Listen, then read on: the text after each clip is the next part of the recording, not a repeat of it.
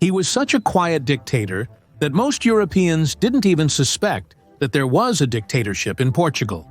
People usually made fun of Antonio Salazar. After all, this statesman was neither a military man, a mass movement leader, nor a revolutionary. This did not prevent him from having a secret police that pursued regime opponents, established authoritarianism, and seized unlimited rights. However, unlike modern dictatorships, Portugal did not have the death penalty and mass repressions. During Salazar's rule, about 15,000 people were arrested. He was the head of state longer than anyone else in Europe for 40 years. And during World War II, he managed to simultaneously receive gold from the Third Reich and support from the United States of America and Great Britain. How did he manage all this? And why was he called a dictator who refused to die? Let's figure it out. Coming from a relatively peasant family, Salazar inherited a strong work ethic and no less rigid conservatism. Moreover, in 1908, he finished a Catholic seminary, which reinforced his views. Initially, he planned to become a priest, but instead entered the University of Coimbra. He then stayed there to teach economics, and soon obtained a professorship and defended his doctorate. What could such a cabinet scholar and unremarkable bureaucrat do in Portugal at that time? After all, it had been shaking since the 1920s. The young and unstable republic collided with the economic consequences of the devastating First World War, in which it had managed to participate on the side of the Entente. Inflation reached tens of percent per year, and the external debt to Great Britain consumed 40% of the budget expenditures. The generals also wanted to eat. By 1930, one-third of the budget was allocated to the army. The remaining limited funds covered the economy, transportation, colonial development, and social expenses. The population was groaning, the parliament couldn't cope with the problems, and the economists were fruitlessly breaking their heads over how to get out of the pit. The situation had to be somehow saved. It was at this time that the military man Antonio Carmona, who had come to power, invited Salazar to the government for the position of Minister of Finance. Over the course of 4 years, Salazar carried out his tough economic policy, effectively becoming the shadow leader of the country. Salazar drastically cut all social expenses, slashed salaries for civil servants, doctors, teachers.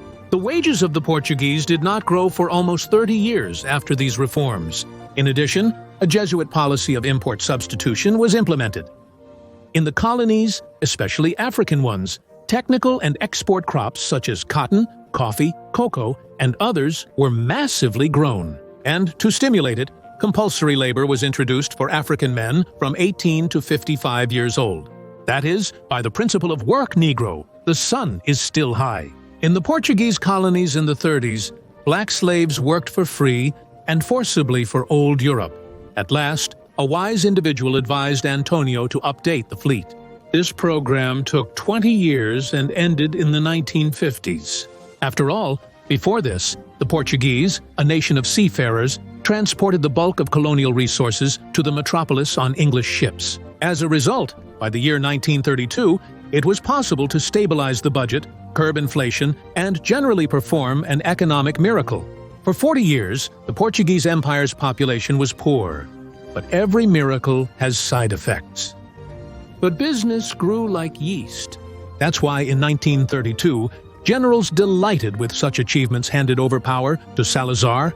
President Carmona appointed him as the prime minister of the country. And suddenly it turned out that he was crazy about Hitler and Mussolini. The recent finance minister developed a project of a new constitution. The document was adopted in a referendum, and the era of a new state began. On the 11th of April, 1933, Portugal became a corporate republic, founded on the equality of citizens before the law, on the free access of all classes to the benefits of civilization, and on the participation of all constructive elements of the nation in administrative life and in the development of laws. Salazar concentrated power in his hands, gradually banning the legal activity of any political parties, except the ruling one. In essence, it was a fascist doctrine of corporatism, the unity of all classes of society within the framework of one nation, combined with a strict hierarchy and a ban on any political and social struggle. Führer probably knows better what the plebs need. In Portugal, in the year 1930, the National Union Party appeared. where all the ultra-right and future supporters of Salazar were driven. In 1936, they formed the Portuguese Legion to aid her, similar to the Third Reich's stormtroopers, only spiritually and speaking in Portuguese. Acting according to his conception of what a state should be, spiritual, with a reliance on traditional values, the dictator began persecuting those who thought differently. His orders were carried out by the secret police. Thousands of people left the country, fearing for their lives. Despite the severity, Salazar found support for his actions among Catholic clergy, and Pope Pius did not skimp on praise for the former professor. The Lord gave the Portuguese nation an exemplary head of government. Interestingly, elections to the Portuguese parliament, as well as presidential elections, were held regularly. And of course, they were of an alternative nature. Despite his status, the dictator did not resemble his colleagues from Italy, Germany, and Spain, who paid a lot of attention to their image and personality cult. The only weakness of the leader was luxury cars. He loved to drive himself. So, in 1955, he was delivered 2 new cars, Rolls-Royce Silver Cloud and Bentley S-Series, which, according to witnesses, delighted him. However, this was generally an exception. Salazar continued working quietly in his office, avoiding public appearances. The asceticism that he adopted in childhood and adolescence was always with him. During the Spanish Civil War, Salazar supported the Spanish dictator Franco, sending several thousand volunteers to him, and also opened Portuguese ports for German and Italian ships with supplies for the rebels. For this, as a gift from Adolf Hitler, he received the latest Junkers aircraft. Interestingly, despite such proximity to the Third Reich, Salazar and Hitler never met in person. Portuguese assistance to the Spanish dictator was especially valuable in the early stages of the war, until Franco was able to effectively support his soldiers and equipment with his allies, the Third Reich and Fascist Italy. Only a few years later, the unfortunate dictator Franco and his entourage were seriously planning to seize Portugal. According to their plans, a brief, successful war with Portugal would have diverted the Spaniards' attention from the persistent issues of extreme poverty and hunger. So from 1939, Salazar was very concerned not to be drawn into World War II and, on the other hand, not to be attacked. The only way to maintain this was strict neutrality. However, the first years of the World War showed that the Reich and its allies did not intend to respect the neutrality of weak countries. They seized the Netherlands, Norway, Denmark, and the Germans even thought about seizing Switzerland. The Third Reich itself gave a hint. Antonio, the German ambassador, openly hinted that the contemporary supply of tungsten is the most reliable way to maintain neutrality. In 1939, Portugal produced approximately 3,000 tons of tungsten ore out of 36,000 worldwide.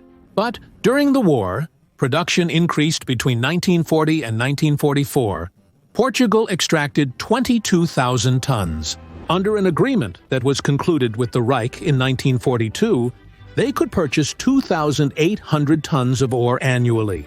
Tungsten is a strategically important material. Its supplies from Portugal were critically important for the Reich's war machine, so it was a surprisingly generous gift, considering the naval blockade of Germany.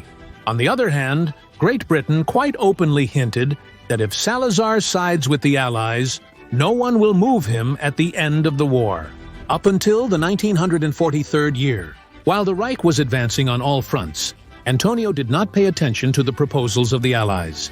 The Germans had to retreat under Stalingrad and on the Kursk Bulge, as Salazar quickly conducted successful negotiations with the United States of America and Great Britain about providing them with naval and air bases on the Azores Islands. At the same time, all the demands of the United States of America and allies to stop supplying tungsten to the Reich were ignored by him, as Salazar received gold for tungsten.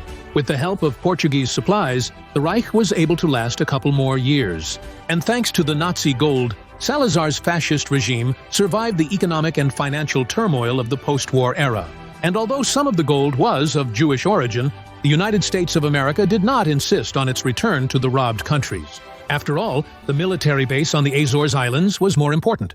Moreover, the rare tungsten was sold not only to the Third Reich, but also to the anti-Hitler coalition.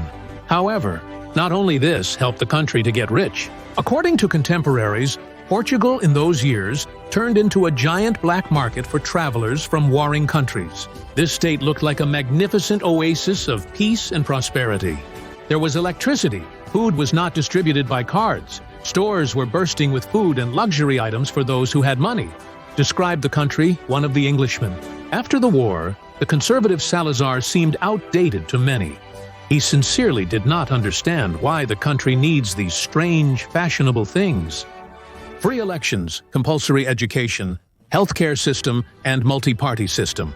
His position was harsh regarding the Portuguese colonies. By the year 1960, Portugal had 8 dependent territories in Asia and Africa, which it was adamantly refusing to grant independence to. Even the pressure from the international community didn't help. Salazar himself, in his 36 years of rule, never visited there personally, denying that Portugal even had colonies. According to him, it was only about overseas territories. As a result, there were uprisings there, on the suppression of which about a third of the country's budget was spent. Dependent territories developed in an extensive way. Even with Angola's rich oil, the Portuguese government still imported raw materials from abroad. In 1961, when Indian forces invaded Goa, which belonged to Portugal, Salazar called the garrison to resolutely resist. Not a single ship should surrender. Our soldiers and sailors must fight or perish. Nevertheless, the Indian territories were lost. The country, for which Salazar had been working for decades, was falling apart. The crisis in the colonies inevitably led to a crisis in the metropolis.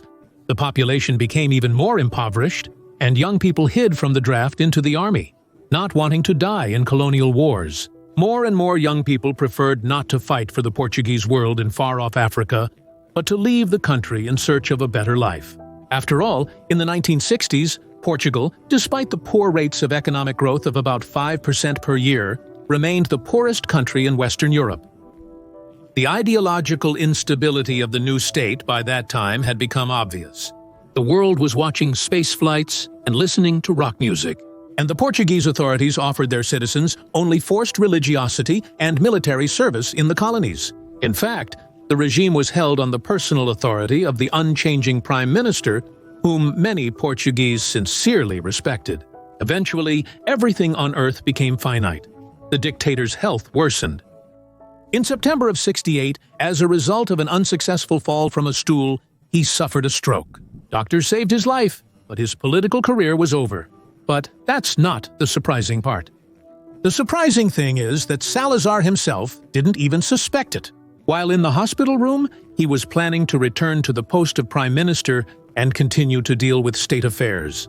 And indeed, members of the government came to him in the hospital, reported on their work, and even brought fresh press. However, the newspapers were printed in a single copy solely for Salazar. And the officials had long been working with the new prime minister, Marcelo Caetano, who had removed the sick dictator from power without even notifying him of his decision. Interestingly, Salazar spoke very complimentary about his successor. "I respect him. Caetano loves power not for personal gain or to support his family, because he is an honest man." Journalists were kept away from Salazar to prevent them from discussing the dictator's peculiar stance. But one of the lucky ones, Frenchman Roland Flores, managed to chat with Salazar. The interview, released following the conversation, ended with the following words: "A strange and dramatic situation formed by the cruel greatness of this Shakespearean character of a king who refuses to die." Salazar refused to die as both a man and a politician. However, on the 17th of July, 1970, the dictator died in his office, never knowing that he had not been the country's leader for almost 2 years due to his illness. The next day, newspapers came out with mournful obituaries. Professor Antonio de Oliveira Salazar has died. A great Portuguese and a distinguished statesman who will go down in the glorious 18th century history of the country as one of the most brilliant and effective servants of the nation. As often happens, a political regime created by one man and tailored to him does not live long. Portugal was no exception. Just 4 years after Salazar's death, his brainchild went down the drain. As a result of the Carnation Revolution, social life was revived in the country. The Democratic Republic was able to solve the problems that had accumulated during the professor's dictatorship. and the persecutions of dissenters ended. In 1986, Portugal joined the European Union, and in 2007. In the national television show Great Portuguese, Salazar took first place with a huge lead over the 9 other finalists with 41% of the votes.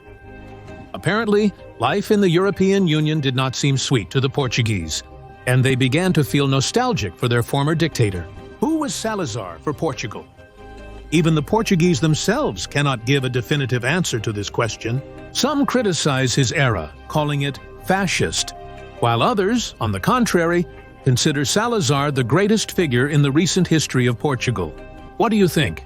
Write in the comments, rate the episodes, and see you in the next series on our channel.